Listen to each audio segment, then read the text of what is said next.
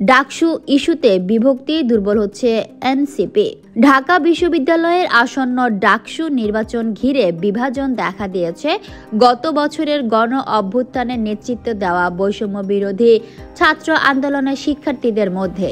এ সময় এক ব্যানারে থাকা নেতারা এখন তিনটি আলাদা প্যানেল থেকে প্রতিদ্বন্দ্বিতা করছেন। কেউ বাংলাদেশ গণতান্ত্রিক ছাত্র সংসদের হয়ে, কেউ স্বতন্ত্র শিক্ষার্থী ঐক্য, আবার কেউ ডিইউ ফার্স্ট নামে প্রতিদ্বন্দ্বিতা করছেন। এরই মধ্যে এনসিপির যুগ্ম সদস্য সচিব মাহিন সরকার দলীয় অনুমতি ছাড়াই প্রার্থী হওয়ায় বহিষ্কৃত হয়েছেন। বিশ্লেষকদের মতে আন্দোলনের নেতৃত্ব থেকে রাজনীতির ময়দানে আসায় ঐক্য ধরে রাখা কঠিন হয়ে পড়েছে।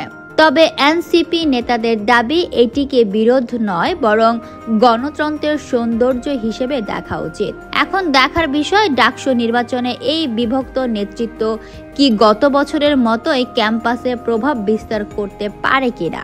Fatema Tuz Zohra, people voice television, Dhaka.